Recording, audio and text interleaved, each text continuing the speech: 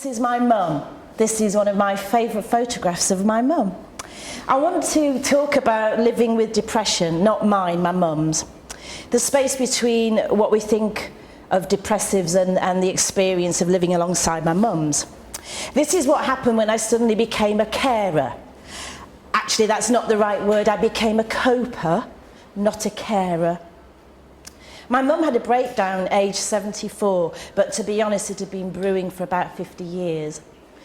It's been hard trying to support my mum, who's had suicidal feelings and has been depressed on and off for, I'd say, half of her life. She's accepted that she'll always be on medication, and that if she stops taking the medication, she becomes really ill within a couple of days. But I grew up with it, and it's always been there, like the sound of a lawn being mowed in a distant garden. But my mum lived a life with it. She's lived well with it. She's battled with it, through 2.5 divorces with it. The third one is in progress. She's battled through it, through power cuts with it, through the first man on the moon with it, through holidays on the Norfolk Broads with it, through Tupperware parties with it, through the miners' strike with it, through the Thatcher years with it, through holidays in Ibiza with it, through agoraphobia with it. She's a trooper, and when she couldn't cope, she found ways to cope. Facts. There are many forms, shapes, and styles of depression. Fact, depression is as unique as a fingerprint to each and every one. Fact, celebrity depression is trending. It's very popular at the moment. Fact, depression is a chemical happening. You've either got too many or not enough. But how you work out what is actually going on for you is a complete and utter mystery. This is my chemical equation for depression. Depression. Or, yes, fact. The nicer the weather, the worse the low feelings are. Fact. Seeing other people, especially families, happy makes it worse. Fact. Depression can be smelt by dogs. Fact. Depression takes up a lot of energy even though you don't do anything. Fact. Cats do not get depressed and have no sympathy for you whatsoever. Fact. Garden centres are a safe space for depressives. They will gravitate towards them. It's like a force field, and they possess healing energies that only depressed people can sense. At any given time, the UK's garden centres will have 87% capacity of depressives present in their cafes. Fact, if Marks and Spencer's did a depression, it would be the lowest of depressions. It would not just be the Humber Bridge suicide bridge, it would be the Golden Gate suicide bridge. And if Aldi did it, it would be twice the downer for half the price. Thank you, and if you would like a copy of my fact sheet, please see me after. But my mum did and does live a life with it. She's lived well with it. She's battled with it. Through all of Lady Di's life and death with it, through the birth of me with it, through my dad walking out on Christmas Day when I was 2 with it, and ironically, the birth of me was the birth of her depression. But she is a trooper, and when she couldn't cope, she found ways to cope. She just slept through it. Especially at Christmas, or crisis mass, as it should be really known. My mum is a professional depressive. She's done a lot with her life. She's done so much. She's always had a job, the same job for 35 years as a medical secretary. She's never, ever, ever, ever, never, ever had a day off work. Not ever, not once, not even an afternoon. And what I've learned while I've been sharing this story is that everybody I speak to has got a story about depression, has experienced it or knows somebody who does. And it just feels better to talk about it. And when we talk about it, we share and we connect, and we stop it from being a taboo. And when I've been struggling with my own dark days, I used to always say, I wasn't having a breakdown, I was having a breakthrough, even though I didn't quite mean it at the time. And I'm writing a show about this, about depression, about anxiety, about living with depression. And I'm thinking of calling it high anxiety, a story of how a breakdown becomes a breakthrough. Divorce number 3 was looming, and I found myself in a perfect storm. In one night, I called out 3 ambulances to try and get help for my mum, who was in a very messy state. Alcohol and tranquilizers and me just don't mix. I learned a lot about myself that night. A, I'm not very good in a stressful situation. B, it's not at all one bit like an episode of ER. The North Yorkshire Ambulance Service doesn't have George Clooney. If he does, he doesn't work Fridays. C, I learned I was useless in a crisis. My mum was hysterical, and to help her, I actually gave her more tablets that were temazepams, and it turns out I could have overdosed my own mum. Moving on. On that night, I learnt that it's hard to get help for your mental health, because maybe it's because of the history of madness, because of fear, because of just not knowing where to go. So we ended up in casualty. And by the time I'd driven there in the snow, following the ambulance, my mum was just sitting there with a stack of Hello magazines, and it just didn't make sense. This wasn't a casualty accident. And I looked around at all these people in real pain with blood and cuts, and I became really anxious. I didn't know what I was going to say to the doctor. Oh, hello. Yeah, my mum's not well, and she'd like to feel, well, not so devastated by life, not so heartbroken. It's 4:30 a.m. and my mum is broken. Please, can you fix her? She didn't know why she was there, and she suddenly sobered up with fear, perhaps. She'd had a stay in a hospital once before in the 60s, not a good time to be in hospital. So the conversation went something like this. Mum, do I need to get you sectioned, or can we deal with this on our own? Are you up for it? Mum, let's deal with it on our own. I can't do hospitals again. So we borrowed a few hellos, and we only had one plan, and that was that she came home with me. We left this little town in the middle of North Yorkshire and drove like crazy back to Manchester. No sleep till Prestwich.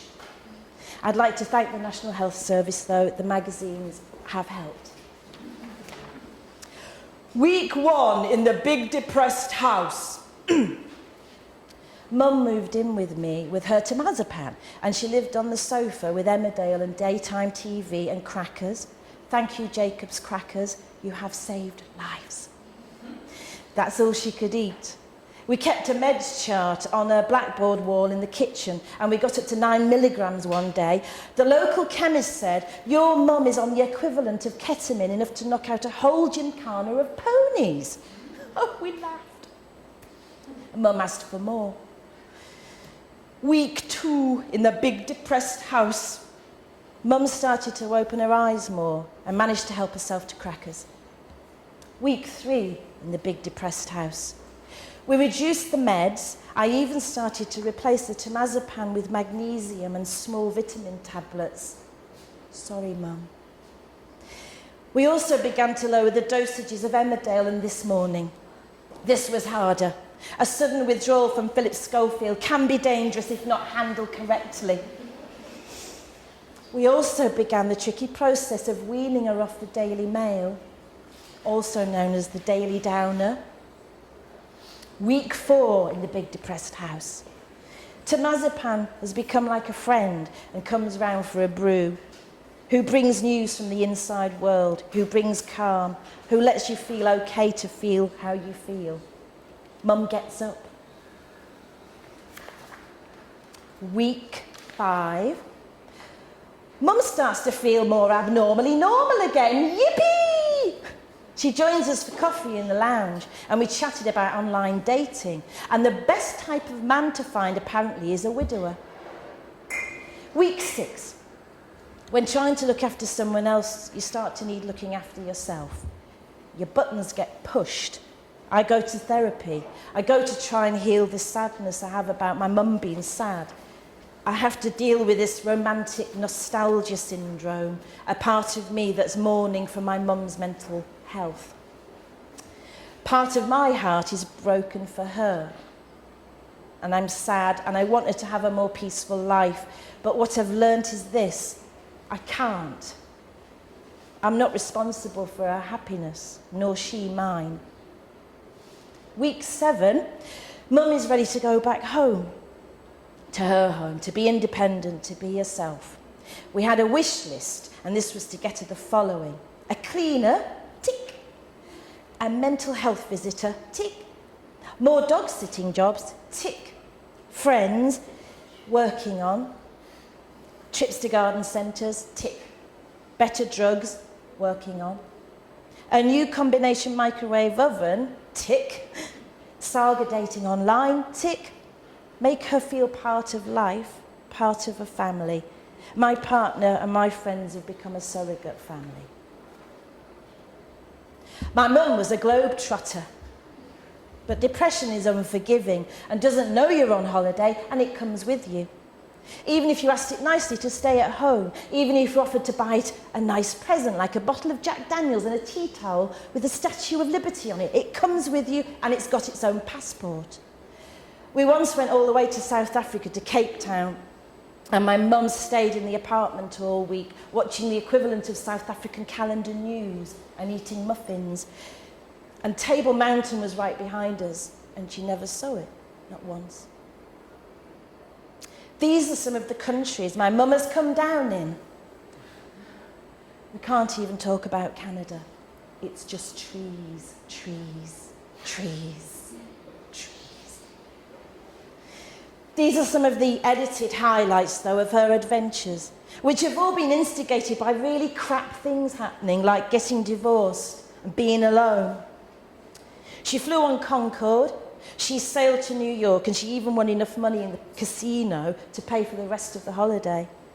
She stood by the QE2 having a half a pint of bitter. Thank you very much. You can keep your champagne. I love these photos because they show her spirit. They show her guts for you just got to keep living and get out in the world. And what's really funny is the only place she's never ever had a downer in is the Himalayas and the Lake District. Some side effects of depression. You find it hard to keep friends, you lose them. You find it hard to make plans because you might just not feel it when it comes to it. Hiding, you hide, and you hide how you feel. The daily business of life is an effort, and weekends are a killer. So after a few weeks of living on the sofa in my front room, getting room service, and the very best mental health care money can't buy, 2 people with clipboards would be coming round to give my mum a mental health assessment, a questionnaire on how mad are you and how suicidal are you from 0 to 10. I said, you can't assess my mum's life in a questionnaire, you're bloody joking. What she needs is professional help. If that would be nice, help, support, a group, people to talk to, company, just other people. Someone to check that she's had a bath okay, to check that she hasn't gone bonkers online and ordered thousands of pounds worth of really weird things. Ah, that's me though, isn't it? That's my job as a daughter. But there is hope. Because lots and lots of people, ordinary, successful, unsuccessful, creative and uncreative people, are coming out of the closet and making it visible. My mum's mental health is getting better, but it's a work in progress. She's tried mindfulness, Mr. I Can Make You Thin, Confident, Happy, Sleep, Rich and Mend Your Heart, McKenna. Books on motivation, still unread. Walking dogs, eating lots of fruit, going on holiday a lot, reading Grazia, and it's all part of her recovery. We have had a couple of setbacks though. She has a new syndrome now, which we've had to self-diagnose as can't be arsed syndrome. Yes, it's actually much worse than the depression because it's covered in guilt. So when you haven't done the thing you can't be asked to do, you drown in your own guilt. And it can't be medicated. You've just got to wait for it to pass and hope you've got enough crackers in. But I am grateful for my mum for being who she is because it has made me who I am. And it's a cliche, but it's the truth. That I would not be who I am if I'd have had this perfect mum, whatever that is. And I'm learning how to let go and trust, to let my mum be a grown-up, and be responsible for her life and how it goes, and not be so heartbroken. To learn to be fully in my own life, with compassion and patience. And my mum is practicing life by being in garden centres and critiquing their scones. And she loves dogs more than she loves people, but why not? And currently she loves the Greek islands. And she said she doesn't come down as much as she used to. And currently, as of last Wednesday, said she's not depressed. And I'm thinking, good, I think her depression's actually gone on holiday on its own. She's going to give online dating another go. And she wants a smartphone and an iPad, and I won't have the patience to teach her how to use them, but I do know somebody who will. And I've forgiven her for eating crackers and cheese without a plate. But most of all, I will just help her participate in life in whatever way I can, because we are so the same. And I will be old and mad one day. Thank you.